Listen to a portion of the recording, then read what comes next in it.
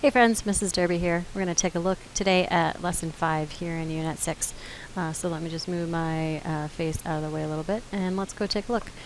Please be with me in your workbook, and you might also want to have that nifty page that we did last time all filled in. And if you have that print off of some of the coordinates that we have, this would also be a helpful set of information to have at the ready, because we're going to see how now it fits in as we move past just being able to fill in some circles and ideas. We're actually going to learn one of the most famous identities that is so closely related to the Pythagorean theorem, you would not believe it. So Pythagorean theorem, right? This is why we're so close to the Pythagorean identity. The theorem tells us a squared plus b squared equals c squared.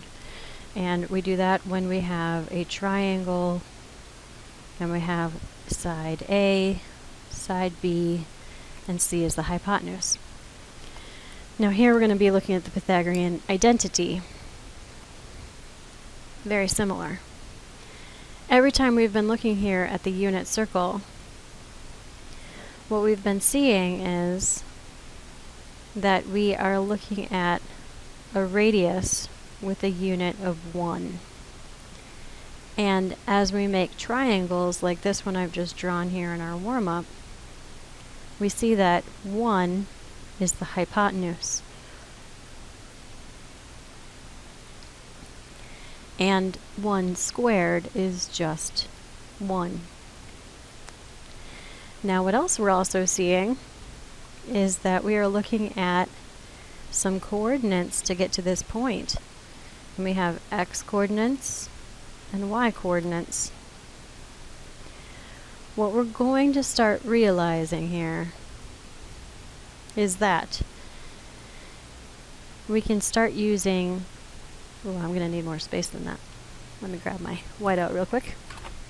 We're going to start seeing that we can also refer to these sides and these coordinates here based on sine, cosine, and to a lesser extent tangent. We see that we're bringing this into cosine and sine. And actually, what is really important is that our coordinates of these points are actually based on the cosine of the angle and the sine of the angle.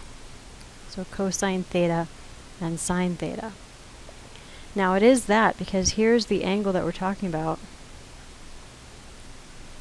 Cosine is the adjacent side, x, over the hypotenuse. But check this out. If cosine of that angle is the adjacent side over the hypotenuse, the adjacent side is length x, our coordinate x, and the hypotenuse is just 1. So that's why it's an identity, that anything divided by itself is, anything divided by 1 is itself. That's the identity part of it. So what we actually can say is that the cosine of theta is the x-coordinate of that point. And in the same way, the sine of theta, sine is opposite over hypotenuse. From this angle, the opposite side is the y, the length of y off the x-axis, divided by 1. And anything divided by 1 is just itself. So that makes sense why sine of theta is our y-coordinate. And now that we know that cosine is the x-coordinate and sine is the y-coordinate, it'll make sense why the Pythagorean identity now, instead of it being a squared plus b squared, is actually looking at, in terms of x squared and y squared, but ultimately the identity says this. Instead of x squared, we just saw that x is cosine. So we can write this as cosine squared of our angle. Our y squared would be sine squared of theta, and how that equals 1. So now if I know either the sine or the cosine of an angle, I can use the coordinates in this identity of them having to square and add together to equal 1 to help me find the missing item. That's what we're going to practice today. And actually it's also what we're going to practice in lesson 6. So hold tight, let's just look at lesson 5. So our two big ideas that we've got so far. Cosine is the x-coordinate, sine is the y-coordinate, and cosine squared plus sine squared equals 1, based on the Pythagorean theorem. So in circle equations, we have a circle centered at 0, 0 with a radius of 1 unit, the unit circle. What are the exact coordinates of P if P is rotated, P here, counterclockwise pi over 3 radians from the point 1, 0? Okay, so starting at the point 1, 0 here,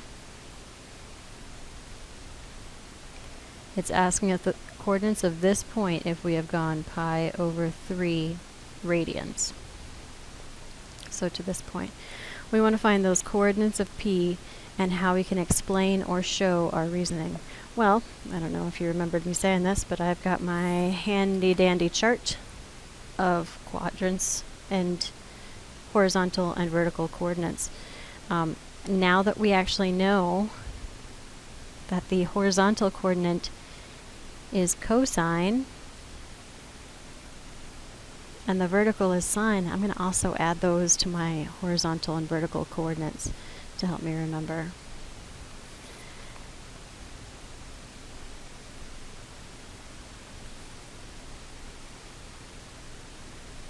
And so now I am looking for pi over 3 radians, there's my angle measure, and it wants to know the exact coordinates of P. Well, this 0.5 is exact. Okay, so I know that the horizontal coordinate is 1/2, or 0.5. Now this other one, this 0.87, it's just an estimate. It was a decimal estimate. We can take that known value that we have, and actually, even when we filled in our chart before, all of our coordinates that we had when we drew a bazillion colors, we were seeing that 1/2. We saw that that fell exactly on a grid line. Okay, so we know that 1/2 is exact. But how do we find the other part here? Well, it comes in with this Pythagorean identity. How could we find it? If we now know that we have a triangle that is 1/2, a radius of this circle is 1 for the unit circle, so that's our hypotenuse. 1/2 squared plus whatever our y-coordinate is squared equals 1 squared. 1/2 squared, 1/2 times 1/2 is 1/4. You may remember our rule in the exponentials unit, rules of exponents, that told us it was 1 squared over 2 squared. So it's 1/4 plus whatever y squared is equals 1.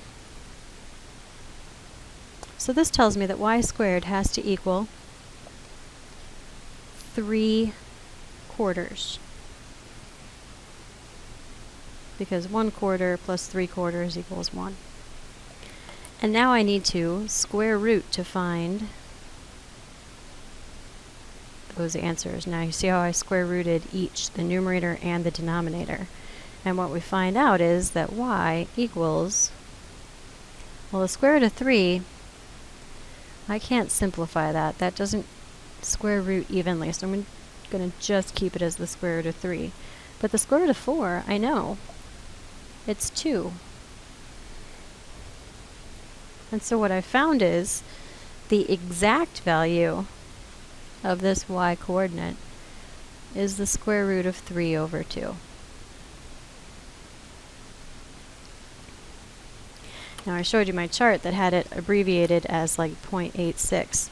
If I wanted to double check if I got this right, I could go to my calculator and find out what the square root of 3 is divided by 2, and I get that 0.866. All right, let's continue on to 5.2.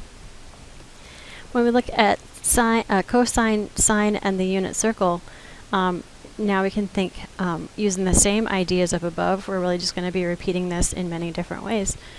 What are the exact coordinates of point Q if it is rotated 2 pi over 3 radians counterclockwise from the point 1, 0? Explain or show your reasoning. First thing, we got to figure out where we are. Okay. So I'm going to kind of cheat and use this one up above, but I could also have my, remember how I said we're going to keep on flipping back and forth? I can also find it here on my page 29. Okay, so 2 pi over 3 puts me in quadrant 2. And so we're put here at the Q section. So I guess I didn't have to look that up, but there it is, 2 pi over 3. And now I want you to also remember when we were filling in our unit circle on page 29 that we said in quadrant 1 everything was positive, positive. Looks like here we're going to be moving to quadrant 2 where everything is negative, positive. All of our x values are moving negative first before we move positive.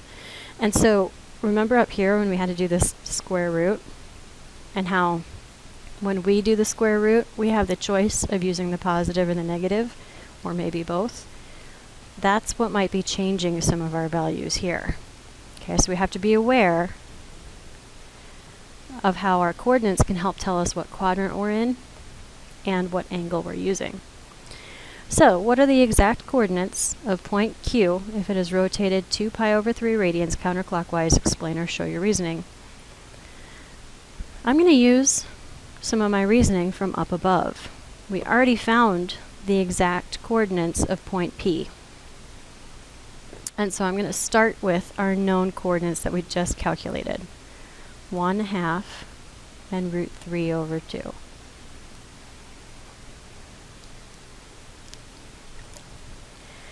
To find point Q, I noticed that they have the same y coordinate.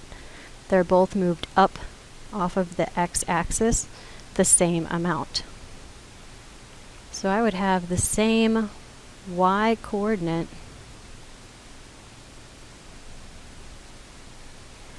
as point P.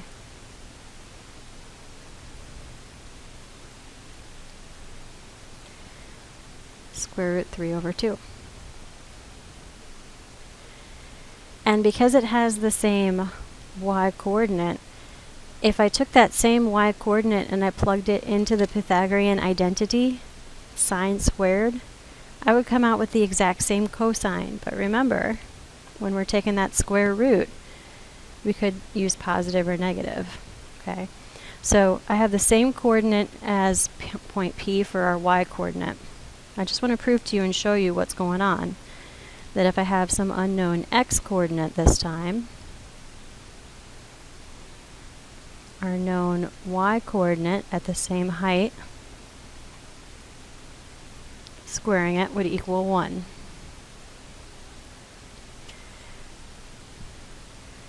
So x squared plus 3 over 4 equals 1. X squared would have to equal 1/4 because 1/4 plus 3/4 equals 1. And now when I take the square root of both, remember when I take that square root I can have either a positive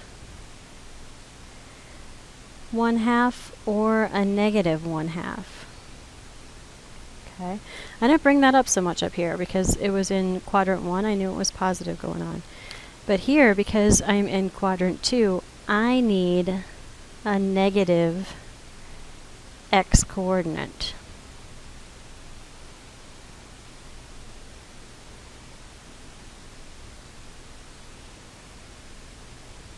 So just taking you with some of my thinking there, I would then have negative 1/2 as my x coordinate. So what we do is we call these things reference angles. What this tells me is that angle P is pi over 3 off the x-axis.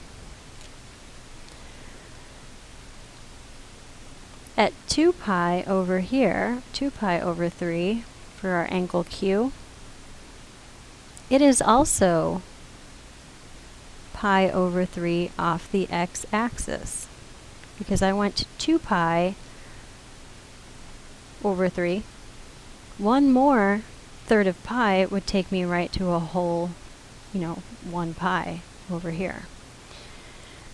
So we call these reference angles. The fact that they're the same angle off of the x-axis, and we only really care about off of the x-axis, are going to tell me I have the same coordinates. I just need to worry about whether they're positives or negatives.